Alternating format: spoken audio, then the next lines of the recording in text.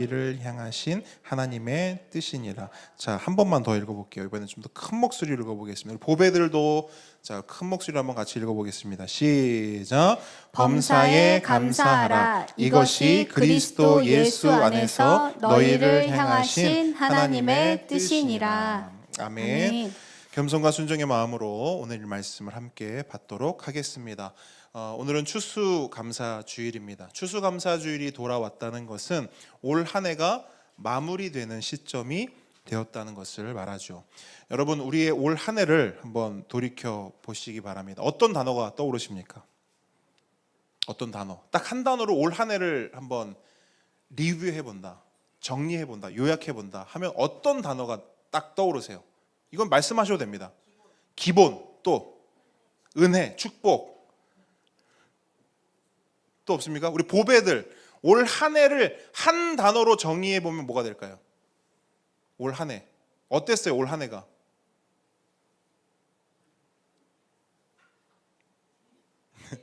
재미, 오케이, 재미 좋습니다. 자, 여러 가지가 나왔어요. 그런데 우리가 올 한 해를 돌이켜 보면서 떠올릴 단어, 그러니까 하나님 자녀로서 우리가 하나님 앞에 떠올릴 한 단어는 사실은 여러분들이 말씀해 주신 모든 것들 다 통칭해서 하나의 엑기스로 말하면 뭐예요? 결국 감사인 거예요. 감사.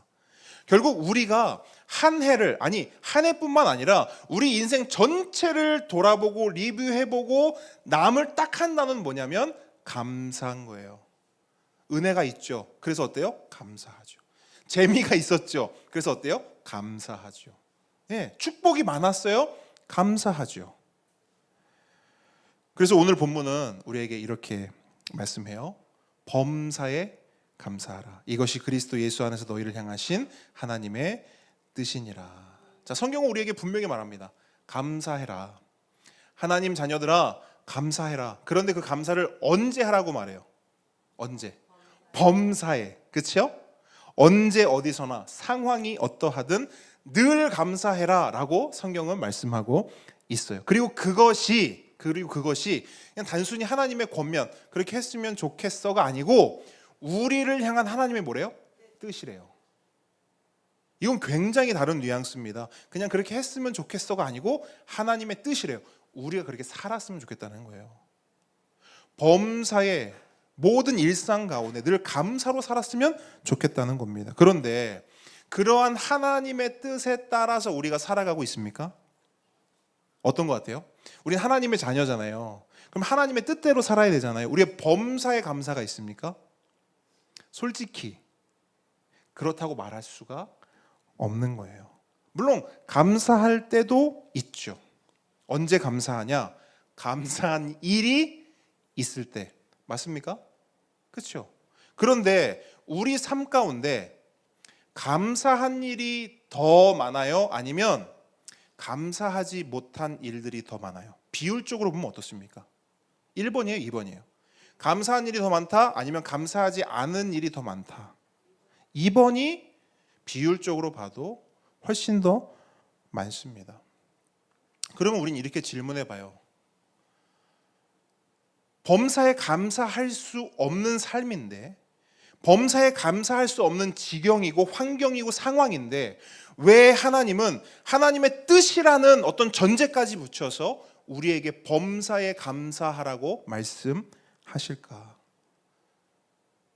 여러분, 적어도 하나님이 우리에게 범사에 감사해야 돼 라고 말씀하시려면 뭘 주셔야 돼요? 범사에 감사할 이유를 우리에게 주셔야 되잖아요. 그래야 우리가 범사에 감사할 수 있는 거 아닙니까? 그런데 하나님께서 우리에게 범사에 감사할 만한 이유를 주셨냐는 겁니다.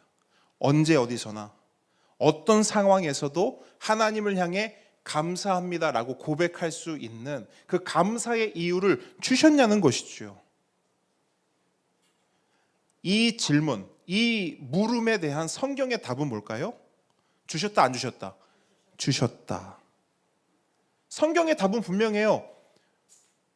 그 이유를 하나님께서 너희들에게 주셨다. 이게 성경이 우리에게 답하는 대답입니다. 그런데 왜 우리는 감사하지 못할까? 분명히 하나님은 주셨다는데 우리는 왜 감사하지 못할까? 범사에 감사할 만한 이유를 분명히 주셨다는데 우리는 왜 범사에 감사하지 못하는 걸까? 크게 두 가지 이유가 있어요. 먼저 첫 번째는 주셨는데 받은 적이 없기 때문이에요.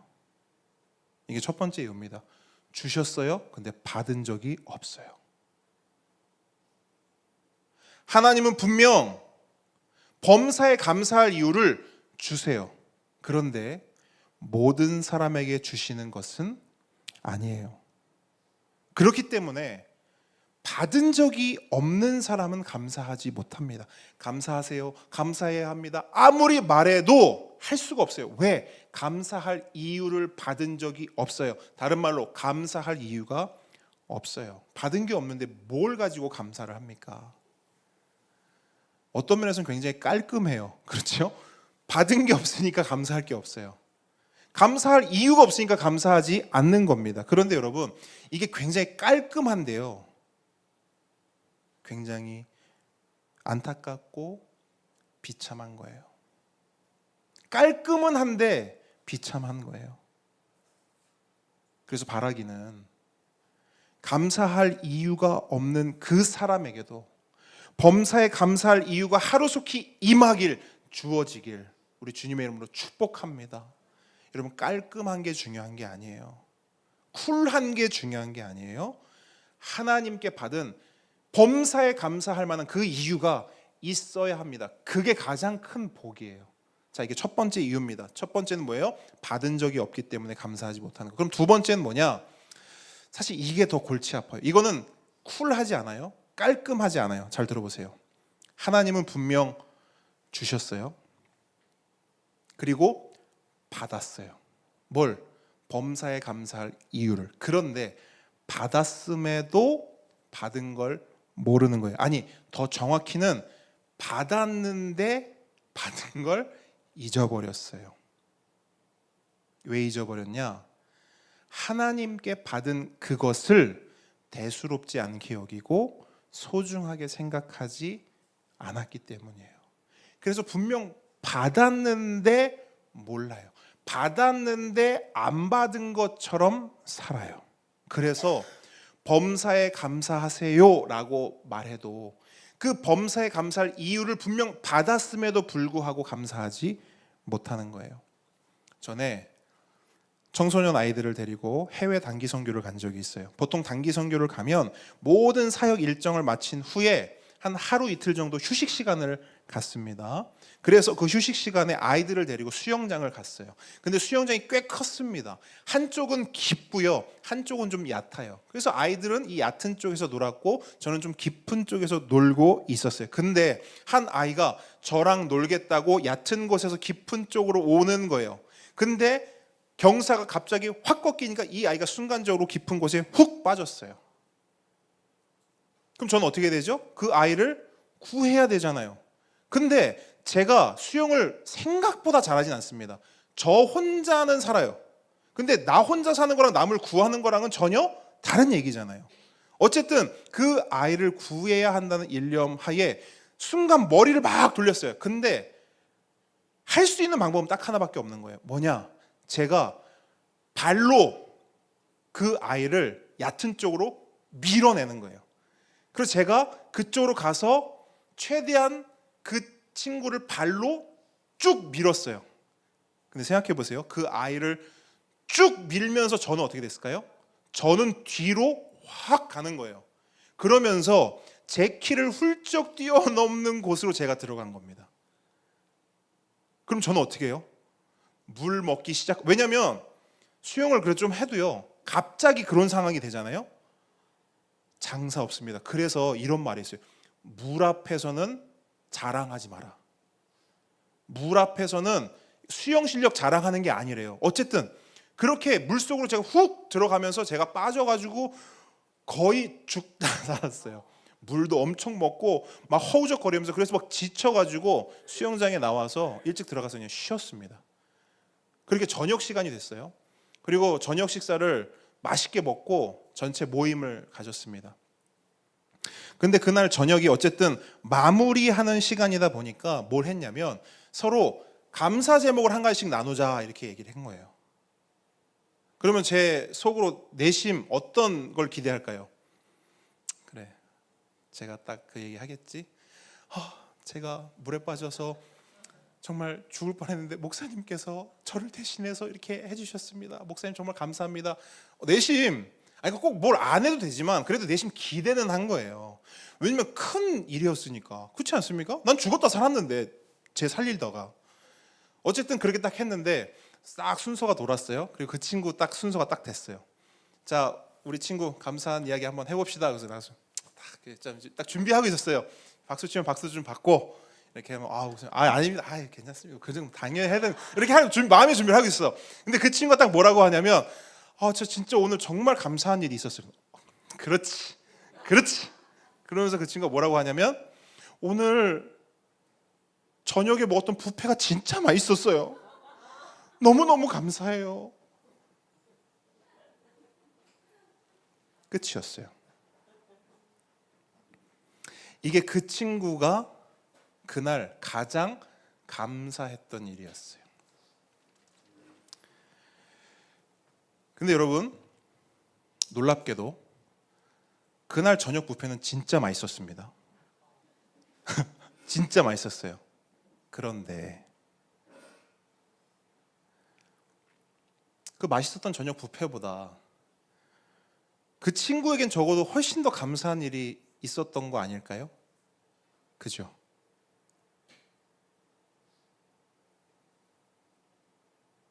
뷔페가 아무리 맛있었다 한들 그게 물에 빠진 자신을 구해준 일보다 더 감사한 일이 될 수 있을까? 아무리 생각해봐도 그럴 수 없는 거예요. 근데 여러분, 우리가 그러고 살아요. 하나님은 분명 우리에게 범사에 감사할 수밖에 없는 이유를 주셨어요. 구원을 주셨어요. 살려주셨어요. 그리고 우린 그걸 받았죠. 살림을 받았고 구원을 받았어요.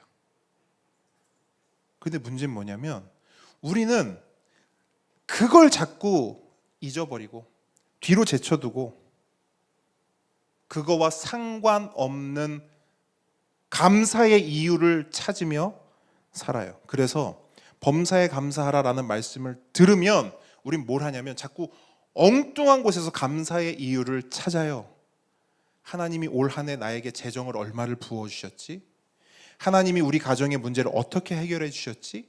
하나님이 내 사업을 올 한 해 어떻게 이렇게 잘 성장할 수 있도록 도와주셨지? 하나님이 내 자녀를 위해서 뭘 해주셨지? 물론 여러분, 이것도 감사의 이유예요. 여러분, 뷔페 맛있는 거 감사의 이유입니다.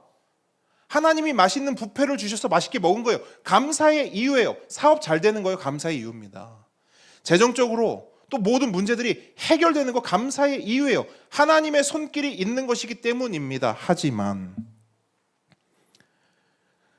그런 것들이 가장 우선적이고 중요하고 소중한 것이냐는 겁니다.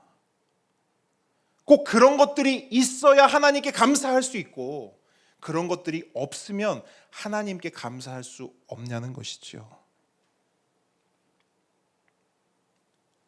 여러분, 하나님께서 우리에게 주신 범사에 감사할 이유는 우리에게 주실 모든 감사의 이유들을 뛰어넘습니다. 아멘이십니까?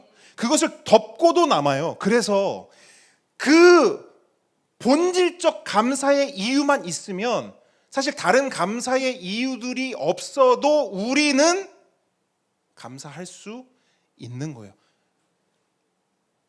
이론적으로는 그렇다는 거예요. 이론적으로. 그래서 재정의 문제가 있어도 감사할 수 있어요. 왜? 그것을 뛰어넘는 감사의 이유가 나에게 있기 때문에. 가정의 문제나 자녀의 문제가 있어도 감사할 수 있고요. 사업의 문제나 어려움이 있어도 감사할 수 있는 거예요. 우리가 신앙생활을 하면서 만나는 사람들 가운데 그런 사람들이 있지 않습니까? 그 사람 보면 묻고 싶잖아요. 아니, 집사님은 무슨 좋은 일이 있길래 맨날 이렇게 웃어? 이렇게 상황이 어려운데 뭐 이렇게 맨날 감사야? 어떤 분이 이런 고백을 해요. 다니는 회사에서 이렇게 좀 뭐라 하죠? 고참이 아니고 뭐라 합니까? 상사가 이렇게 물어본다는 거예요. 아니, 누구 씨는 어떻게 그렇게 매일 웃어요?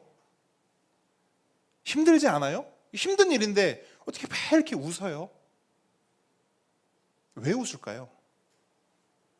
그 힘든 상황과 환경을 상회하는 뛰어넘는 감사의 이유, 웃을 수 있는 이유가 있기 때문입니다. 그래서 여러분, 오늘 본문이 우리에게 주는 메시지는 분명해요. 뭐냐면 하나님께서 우리에게 범사에 감사할 이유를 주셨으니 범사에 감사하라는 거예요. 이거 여러분 굉장히 중요한 메시지입니다. 보통 많은 분들이 오해하는 게 뭐냐면요, 신앙을 이렇게 생각해요. 감사할 이유가 없어도 감사하는 거, 그게 신앙이지, 이렇게 생각해요.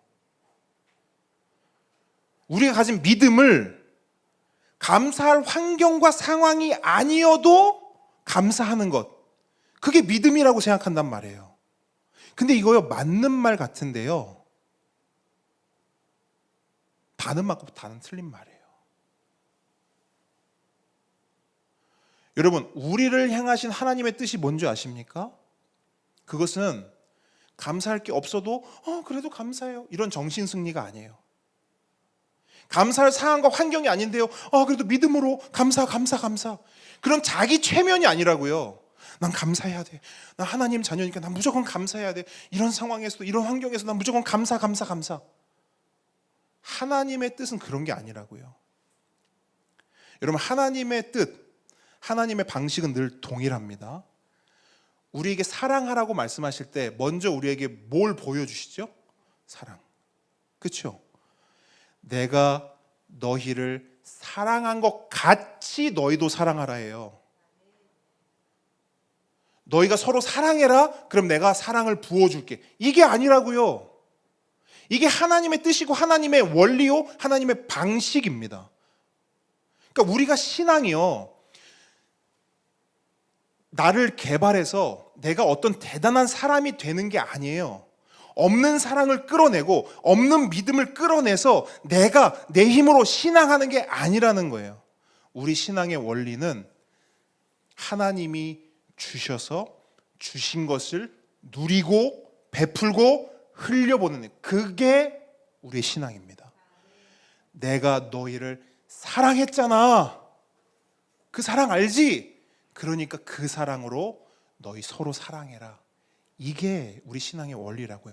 마찬가지, 감사도 똑같아요. 범사에 감사할 이유를 우리에게 먼저 주시고 뭐라고 말씀하시냐? 범사에 감사하라. 이것이 너희를 향하신 하나님의 뜻이다. 여러분, 이게 신앙의 원리입니다. 여러분, 감사할 거리가 없는데 어떻게 감사해요? 그것은 극단적으로 말하면 표리부동이죠. 감사가 아니라 감사하는 척하는 거죠. 맞습니까? 하나님은 우리에게 어떤 척을 원하실까요? 예배하고 싶지 않은데 그냥 예배하는 척, 예배하고 싶지 않은데 그냥 예배 드려주는 척. 우리의 신앙은 그런 게 아닙니다. 여러분, 하나님은 먼저 주세요. 믿음도 먼저 주시고 사랑도 먼저 주시고 감사할 이유도 먼저 주십니다. 그렇기 때문에 여러분, 범사에 감사하고 싶다, 정말 그런 삶을 살고 싶다 하면 우리가 해야 될 것은 딱 하나입니다. 딱 하나예요. 뭐냐? 하나님께서 주신 범사에 감사할 이유를 붙잡는 거예요. 그걸 다시 기억하고 회복하는 겁니다. 뭘까? 하나님이 우리에게 뭘 주셨길래 하나님은 우리에게 범사에 감사하라고 말씀하실까? 여러분, 그것을 우리가 붙잡는 것이 너무 중요한 거예요. 그러면 하나님께서 우리에게 주신 범사에 감사할 이유가 뭐냐? 여러분, 크게 세 가지거든요. 첫 번째는 뭐냐? 우리를 의롭다 하신 거예요. 두 번째 뭐냐? 우리를 자녀 삼아 주신 거예요. 마지막 세 번째 뭐냐? 우리를 거룩하게 빚어 가시는 거예요. 우리 먼저 첫 번째를 한번 볼게요. 하나님이 우리를 의롭다 하셨대요. 이걸 한 단어로 하면 칭의라고 하거든요. 한 단어로 하면 뭐라고요? 칭의. 그러니까 우리의 모든 죄를 값없이 용서해 주시고 의롭지도 않은 우리를 너 의롭다라고 말씀해 주시며 안아주시고 받아주시는 것, 이것이 바로 의롭다 하심, 칭의입니다. 다시 말해 우리는 의롭지 않아요. 그죠? 이 중에서 목사님 그 말씀 실수하셨는데요, 저 의롭습니다, 이런 분 계신가요? 아니요. 우리는 우리를 잘 알아요. 우리는 의롭지 않아요. 그런데 하나님은 의롭지 않은 나를 의로운 존재로 여겨주셔요. 의로워진 존재로 인정해 주세요. 어떻게 그럴 수 있는가? 우리는 알죠. 그분 때문이에요. 예수 그리스도. 오직 예수님 때문에 우리는 하나님 앞에 의로운 존재가 된 것입니다. 그래서 로마서 3장 24절 이렇게 말씀해요. 잘 들어보세요.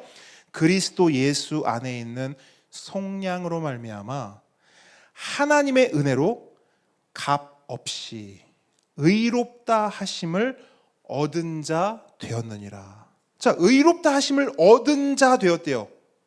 이 사람 누구예요? 나죠. 우리죠. 의로우신 예수님께서 하나님과 우리 사이를 중보해 주심으로써 하나님께서 우리를 보실 때 죄인 된 나를 보는 것이 아니라 예수님의 의로 덮인 자, 예수님의 의로 죄가 가려진 자, 예수님의 의를 옷 입은 자로 보신다는 거예요. 그래서 하나님께서 우리에게 말씀하실 때 뭐라고 말씀하시냐? 너는 이제 죄 없다. 너는 이제 의롭다. 이렇게 말씀하신다는 거예요. 그런데 여러분 생각해 보세요. 앞에서 목사는 이렇게 이야기를 해요. 그리고 성경도 동일하게 얘기해요. 이제 죄 없다. 이제 의롭다. 이렇게 선언하고 선포했단 말이에요. 그런데 여러분 한번 생각해 보자고요. 여러분 정말 그런 존재입니까? 여러분 정말 죄 없고 의로운 존재인가요? 그래서 우리가 하늘을 우러러 한 점 부끄러움 없는 그런 존재로 살아가고 있습니까? 그렇지 않죠. 우리는 여전히 죄를 짓습니다. 아까 우리 집사님 기도하셨어요. 한 주간 동안 돌아보니까 뭐밖에 없는 거예요? 잘못하고 실수하고 죄 지은 것밖에 없는 거예요. 네, 우리는 그런 존재예요. 우리는 여전히 죄를 짓습니다. 그러므로 우리는 여전히 죄인이에요. 내가 나를 볼 때 나는 여전히 죄인이에요. 그런데 내가 나를 보는 이 관점과 하나님이 나를 보는 이 관점을 합치면 어떻게 되는 줄 아세요? 우리가 어떤 존재가 되느냐? 죄인이에요. 근데 그냥 죄인이 아니라 구원받은 죄인입니다. 여러분 이건 굉장히 중요한 개념이에요. 제가 매번 말씀드리는 거예요. 그래서 그러니까 하나님 앞에 의로운 것이 조금도 없지만, 그러니까 의롭지 않지만 예수님의 의로 옷 입은 의로운 죄인인 거예요. 자, 이게 참 묘합니다. 여러분 구원받은 죄인, 그러니까 용서함 받은 죄인, 의로운 죄인, 그러니까 의인이면서 죄인이라는 거예요. 어떻게 보면 말장난 같고 굉장한 모순처럼 들립니다. 하지만 이건 모순이 아니에요. 이건 신비입니다. 복음이 가지는 신비이고요.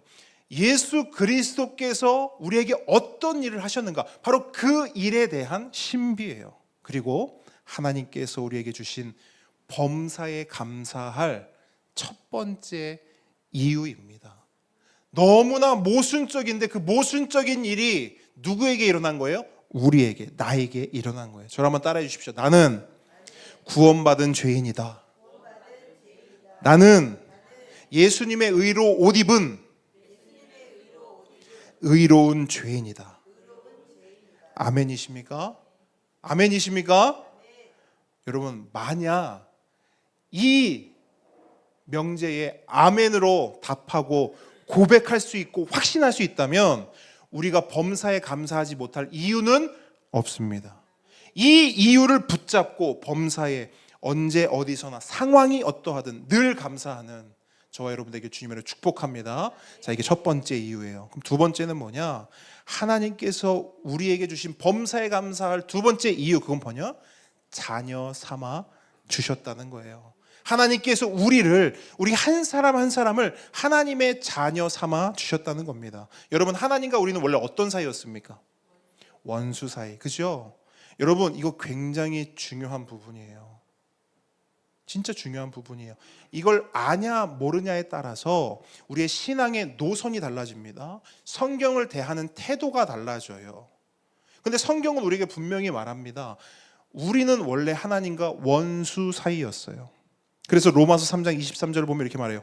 모든 사람이, 어떤 사람이 아니고 모든 사람이 죄를 범하였음에 하나님의 영광에 이르지 못한다. 모든 사람이 죄를 범해서 하나님과 원수 사이기 때문에 하나님 가까이 가지 못한다는 거예요. 하나님 원수된 사람은 하나님 근처에 얼씬도 할 수 없다라는 거예요. 마치 아담과 하와가 에덴에서 쫓겨난 뒤에 에덴을 삥 둘러서 뭐가 있었죠? 천사들이 있었죠. 천사들이 뭐 했어요? 아담과 하와가 그러니까 천사가 에덴을 지켰어요. 왜 지켰냐?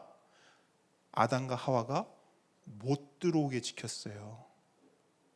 이 상황, 이 정황이 뭘 말해요? 하나님과 사람의 관계가 어떻게 됐다? 깨졌다.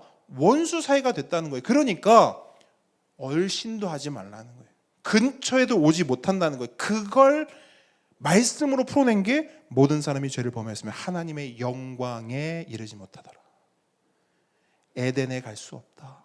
하나님 나라에 들어갈 수 없다. 다른 말로 하나님 집에 살 수 없다는 거예요. 여러분, 원수가 어떻게 하나님 집에 들어가고 하나님 집에 살 수 있겠어요? 살 수 없다라는 거예요.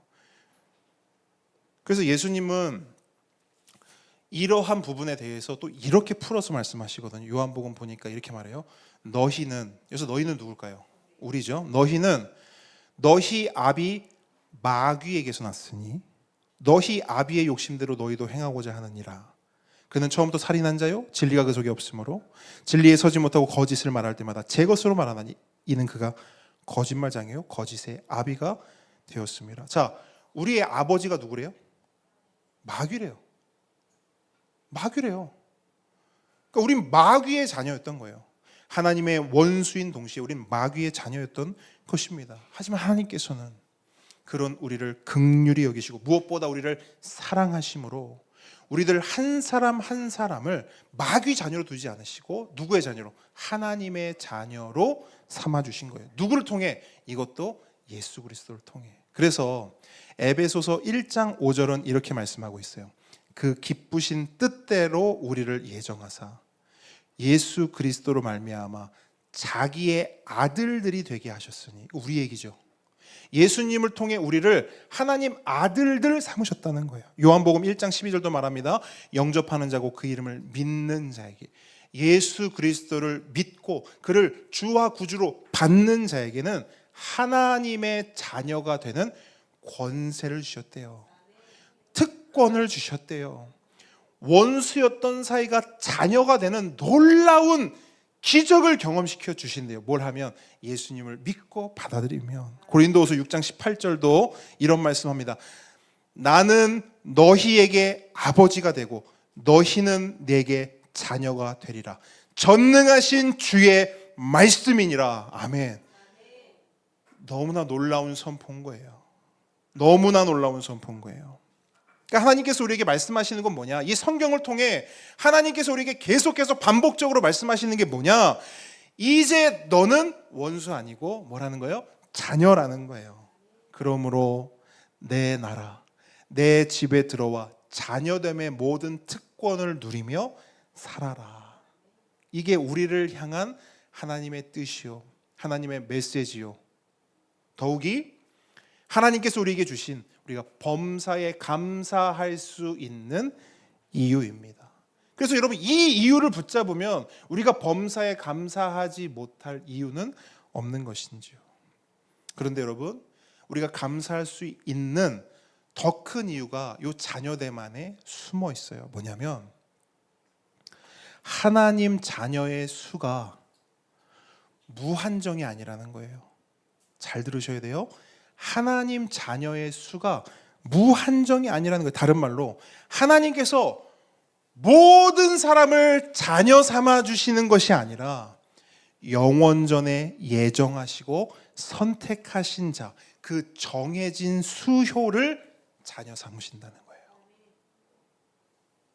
영원전에, 창세전에 이미 결정하셨대요. 이미 부르셨고 이미 선택하셨대요. 은찬이, 넌 내 자녀. 민우, 내 자녀. 건희로이, 내 자녀. 은서, 내 자녀.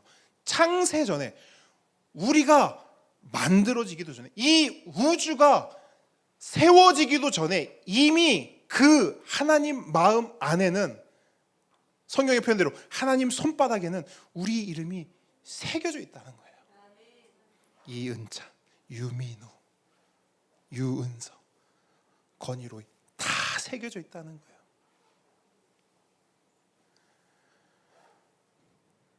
여러분, 이것이 얼마나 큰 은혜이고 감사입니까? 우리가 믿어서 믿은 게 아니에요. 우리가 자녀 되고 싶어서 저 자녀 시켜주세요 해서 자녀 된 게 아니라는 거예요. 하나님이 우리를 부르셨어요. 너 내 자녀, 너 내 거 찜 해주신 겁니다. 그리고 그렇게 이제 자녀가 되잖아요. 그렇게 자녀된 자들은 그냥 호적에만 이름을 올리는 것이 아니에요. 실제적인 자녀됨의 특권을 누릴 수 있습니다. 4가지 특권이 있어요. 크게 4가지. 성경이 말하는 크게 4가지 특권이 있는데, 먼저 첫 번째는 뭐냐?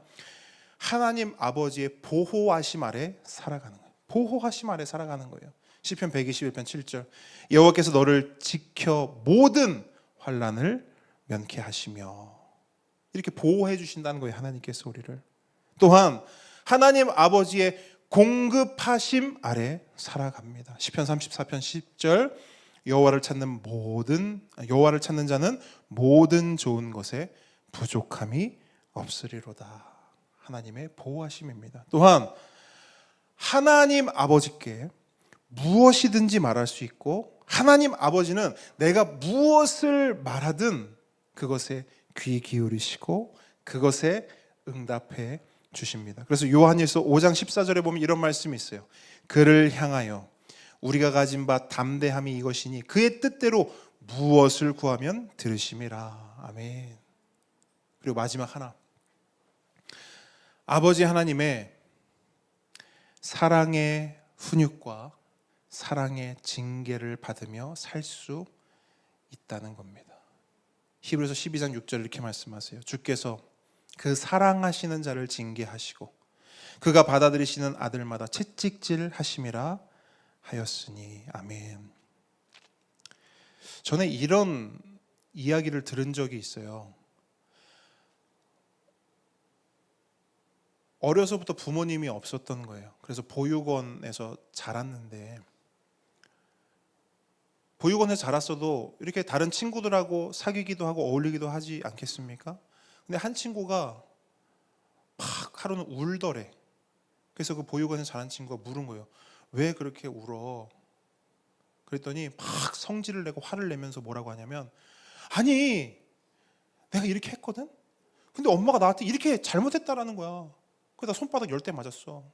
아 뭐야 엄마, 내 맘도 몰라주고 난 이런 게 아닌데 왜 자꾸 나를 혼내고 자꾸 나를 이렇게 하는 거야. 그렇게 말을 했대요. 그랬더니 보육원 자녀에서 그 친구가 뭐라냐면 눈물을 툭툭 흘리면서, 나도 엄마한테 손바닥 10대 한번 맞아봤으면 좋겠다 했다는 거예요.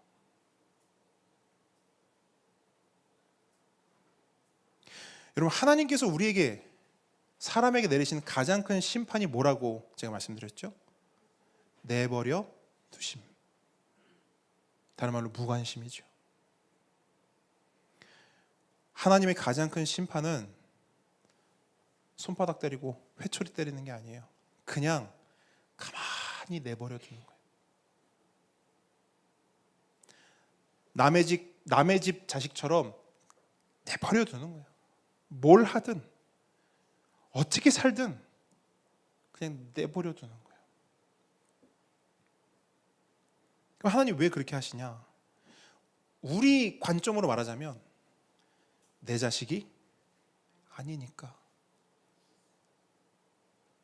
내 자식이 아니니까 가만 내버려 두시는 거예요. 그러므로 하나님 우리 아버지 되시고 내가 하나님의 자녀 되었다라는 것에 어떻게 보면 가장 큰 증거이면서 가장 큰 행복은 하나님의 훈육이에요. 하나님의 징계입니다. 정훈아, 그렇게 하면 안 되지. 너 말 그렇게 하면 안 되지. 애들한테 말 좀 더 친절하게 할 수 있었잖아. 너 그렇게 하면 안 되지. 너 자꾸 사람들 만나서 다른 사람들 이야기하지 마. 여러분 이건 제가 직접 하나님께 훈육 받은 내용을 지금 그대로 말씀드리는 거예요. 자꾸 그렇게 하지 마. 그렇게 하지 마. 그거 너한테도 좋지 않고 모두에게 좋지 않아. 하지 마. 막 이 안에서 하나님이 막 엄청나게 저를 훈육하세요. 몸살이 날 정도로 하나하나. 그럼 그게 예전에는 너무 싫고 괴로웠어요. 근데 이젠 조금씩 알아가는 거죠. 아, 이거 나 아끼시는 거구나. 나 진짜 사랑하시는 거구나. 나를 진짜 자녀로 생각하시는구나. 그래서 여러분 우리가 신앙생활하고 살아가다 보면 가끔 느껴질 때가 있어요. 이거 하나님 나한테 회초리 드신 것 같은데. 그러면 여러분 뭘 해야 되냐? 달게 받으셔야 돼요. 받고 뭘 원하시는지를 빨리 캐치해서 하나님 잘못했습니다. 제가 이렇게 바꾸고 수정해 볼게요. 이렇게 하는 거예요. 이게 하나님이 나의 아버지 되고 내가 하나님의 자녀됨을 가장 풍성하게 누리는 방식입니다. 방식이에요. 그래서 여러분 우리가 하나님의 자녀가 되면 하나님과 뗄래야 뗄 수 없는 깊고 풍성한 관계 가운데 살아가게 돼요. 그러니까 원수된 자는 절대 누릴 수 없는 그 관계와 그 깊음과 그 풍성함을 누릴 수 있다라는 것이죠. 여러분 유정훈의 자녀만 돼도 누릴 수 있는 특권이 되게 많습니다. 일단 첫 번째, 명지 국제신도시에 있는 아파트 굉장히 상층 19층에서 살 수 있는 특권을 그냥 누리게 돼요. 그리고 등하교 다 시켜줍니다. 학교가 20분 거리요. 아침마다 오후마다 등하교 다 시켜줍니다. 서비스 좋지 않습니까? 고기 먹고 싶다 하면 고기 구워줍니다. 사줄 분에 구워줘요. 직접. 저 고기 잘 굽는 거 아시죠? 그걸 고기를 구워준. 치킨 먹고 싶다? 사줘. 뿌링클 사줘. 철마다 옷도 사주고 웃는 유민우. 철마다 옷도 사주고 여행도 시켜줍니다. 여러분 유정훈 자녀만 돼도 그 정도 특권을 누릴 수 있다는 거예요. 전에 어떤 친구는 이렇게 말해요. 목사님 저는 꿈이 있습니다. 그 꿈이 뭐냐? 이재용의 아들이 되는 겁니다. 뭔 말인지 아시겠죠? 그러니까 본인은 생각한 이재용의 아들이 되면 와 이거 장난 아닌 거죠. 그렇죠? 어마어마한 겁니다. 근데 여러분 성경에 우리가 뭐라고 말하냐면 너네 하나님 자녀다 이렇게 말해요. 아멘이십니까? 이거 봐봐. 우리는 이재용 자녀다 그러면은 뭔가 막 나도 설레 막 아빠 막 이재용 아빠 막 이런 그 짤입니까? 설문조사가 있더라고요. 가장 설레는 것이 무엇이냐? 그 요즘 요즘 아이돌 이름을 잘 모르니까 이렇게 하겠습니다. 그 여자분들을 향해서 이렇게 한 거예요. 장동건이 내 이름을 부르면서 고백할 때 설레냐? 그다음에 또 뭐가 있을까? 누가 있을까? 또 유명한 배우 누가 있습니까? 장동건 너무 옛날 배우인가? 자, 장동건 그다음에 또 누가 있어요? 배우. 고수 뭐 하여튼 유명한 배우가 이렇게 할 거냐? 막 1, 2, 3 막 했어. 연예인들 막 했어. 근데 4번 맨 마지막 4번이 뭐냐면 이재용이 나를 부르며 너에게 줄 것이 있다라고 말할 때 어떤 게 제일 설레할 때 사람들이 80-90%가 이재용이 나를 부르면서 너에게 줄 것이 있어라고 할 때 제일 설렜다는 거예요. 여러분 정말 설레겠죠. 목사님, 저희 삼성 이재용입니다. 목사님 좀 드릴 게 있는데 좀 만나시죠. 설레겠죠, 당연히. 근데 하나님이 우리에게 뭐라고 말씀하시냐면, 삼성의 대빵이 아니라 온 우주의 대빵이신 하나님께서 뭐라고 말하냐면, 너 내 아들이다, 너 내 딸이다 말씀하신다니까요. 그리고 이게 우리가 범사에 감사할 이유라는 거예요. 근데 우리 자꾸 이게 잊어버리는 거예요. 자꾸 이재용이 그 자리를 차지한단 말이에요. 그래서 우리가 범사에 감사하지를 못하는 겁니다. 내가 누군지, 내가 받은 게 뭔지를 자꾸 잊어버리기 때문에. 자, 마지막으로 세 번째. 뭐냐? 하나님께서 우리를 거룩하게 빚어 가신다는 거예요. 이거를 한 단어로 하면 성화라고 하거든요. 성화. 그러니까 거룩과는 거리가 먼 우리를 하나님의 형상을 따라 죄에 대해서는 죽고 의에 대해서는 살게 하시는 이 놀라운 역사를 우리에게 허락하신다는 거예요. 다시 말해, 구원을 받았음에도 여전히 죄인처럼 사는 우리를, 하나님의 자녀가 되었음에도 여전히 하나님 앞에서 원수처럼 구는 우리를 그냥 내버려 두지 않으시고, 중요한 거 포기하지 않으시고 조금씩 한 걸음 한 걸음 우리를 거룩한 나라의 백성답게, 거룩한 하나님의 자녀답게, 거룩한 상태로, 거룩한 존재로 우리를 바꿔 나가신다는 거예요. 그래서 여러분, 이 성화의 핵심이 뭔지 아세요? 우리를 거룩하게 빚어가시는 이 하나님의 이 역사 가운데 가장 핵심이 뭐냐면 하나님의 포기하지 않으심이에요. 포기하지 않으심. 지금 우리는 이제 통큰통에서 선지서를 중심으로 해서 어디 읽죠? 포로 시대 읽고 있잖아요. 그죠? 근데 이 포로 시대를 읽는 이 선지서의 핵심 두 단어가 뭐예요? 무엇과 무엇이죠? 심판과 회복. 그죠? 이 심판과 회복이 계속 반복되잖아요. 그래서 성경을 읽는 내내 계속해서 나오는 이야기가 뭐냐면 이스라엘이 저지른 죄에 대한 고발과 심판이에요. 한마디로 말하면 이스라엘 거룩하지 않다라는 거예요. 너네 내 백성이잖아. 내가 거룩하니 너희도 거룩해야 하잖아. 그런데 너희 거룩하지 않다라는 거예요. 이게 계속 나와요. 너희들 우상 숭배했지? 너희들 바람난 여자처럼 이방 나라 따라갔지? 너희 자식들을 이방 나라에 다 갖다 바치고 막 불에 막 태우고 번제로 올려드리고 이런 말도 안 되는 짓 했지? 그러니까 너희들 망할 수밖에 없어. 이방 나라 포로가 될 수밖에 없어. 왜? 너희들 거룩하지 않기 때문에. 그럼 생각해 보자고요, 여러분. 내가 거룩하니 너희도 거룩하라. 그러니까 하나님은 거룩하신 분인데 하나님 백성이 거룩하지 않아요. 그러면 하나님 입장에서 가장 깔끔하게 클리어하게 할 수 있는 건 뭐예요? 다 진멸시키는 거예요. 깔끔하게 리셋시키는 거예요. 그리고 다시 거룩한 백성을 부르고 세우고 그들과 함께 하나님 나라를 세워가면 되는 거예요. 그런데 하나님은 어떻게 하시느냐? 포기하지 않는다고요. 분명 하나님의 자녀인데 하나님의 자녀답게 거룩하게 살지 않아도 분명 하나님의 거룩한 백성으로 살아가야 하는데 모든 거룩을 다 잃어버렸어요.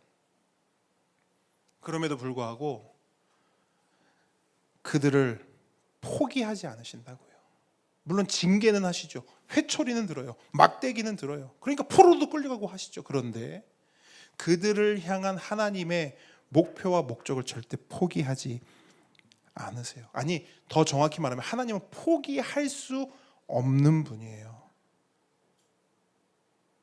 그래서 이 성화의 기간은 깁니다. 짧지가 않아요. 길어요.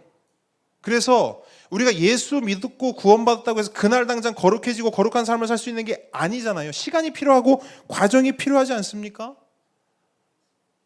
근데 아무리 시간이 길고 그 과정이 아무리 고돼도, 자 보세요. 하나님이 우리를 보실 때 우리의 모습이 이렇게 되면 좋겠죠. 보세요. 여기가 거룩하지 않음이에요. 여기가 거룩함이에요. 이렇게 그냥 빠르게 쭉 가면 하나님도 편하고 우리도 편하겠죠. 근데 우리 삶의 여정이 어떻죠? 자, 여기가 거룩하지 않음이 거룩입니다. 자,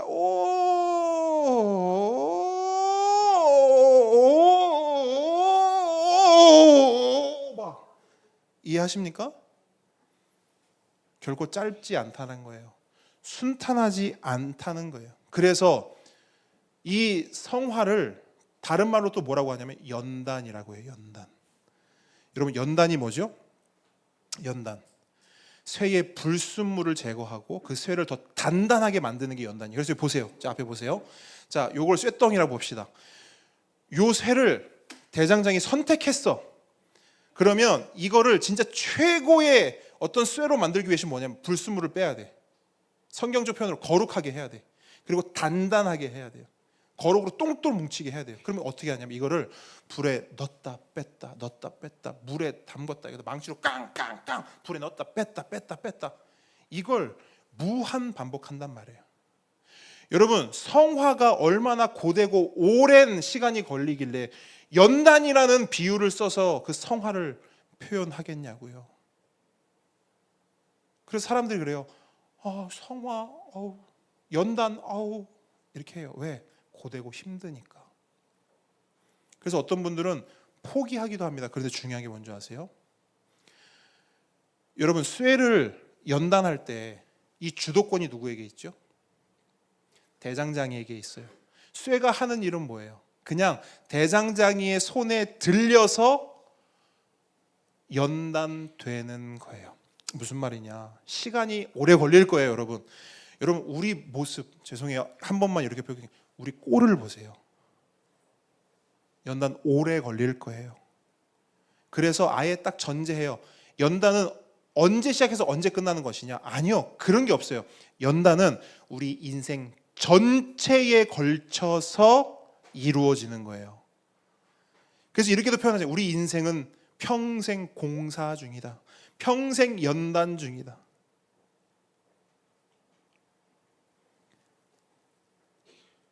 그런데 하나님은 우리를 쥐시고 선택하시고 야 이거 아무리 해도 불순물 안 빠진다. 야 버려 하지 않으시고 안 되면 또 불에 또 물에 또 망치로 그렇게 우리를 포기하지 않으시고 끝까지 우리를 거룩한 하나님의 자녀로 빚어 가십니다.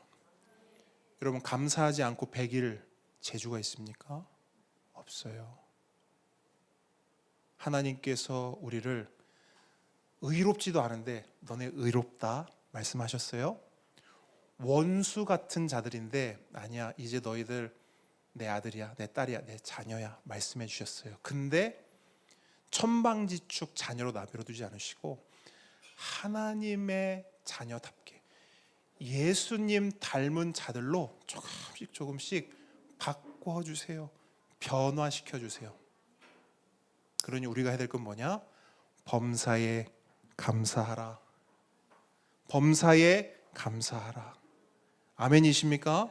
여러분 이 말씀을 붙잡고 범사에 감사하며 살아가는 저 여러분들에게 주님의 이름으로 축복합니다. 아멘. 우리 찬양하겠습니다.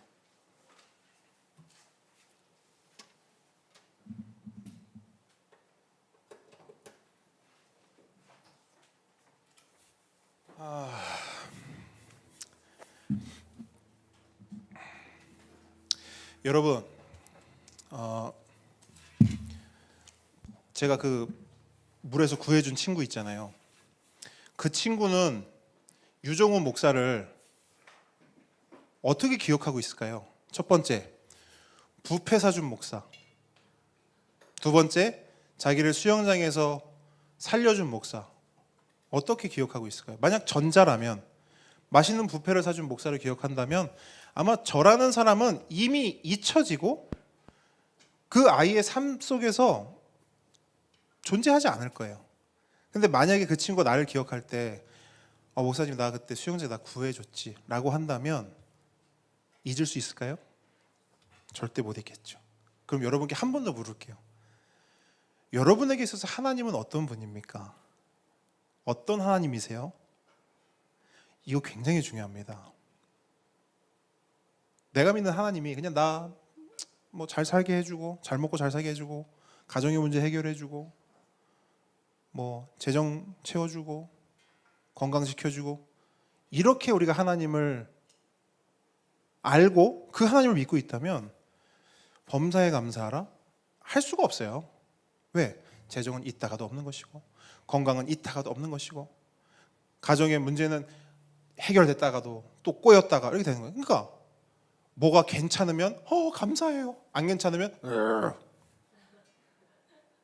근데 우리가 하나님을 나를 의롭게 해주시고 자녀 삼아주시고 거룩하게 빚어가시는 그 은혜를 주신 분으로 기억한다면 이 다른 부차적인 것들이 어떠하든지 오직 하나님께 뭐에 우리가 드릴 수 있는 건 감사. 그 하나님을 찬양하겠습니다. 그 크신 하나님의 사랑 말로 다 영용 못하네. 저 높고 높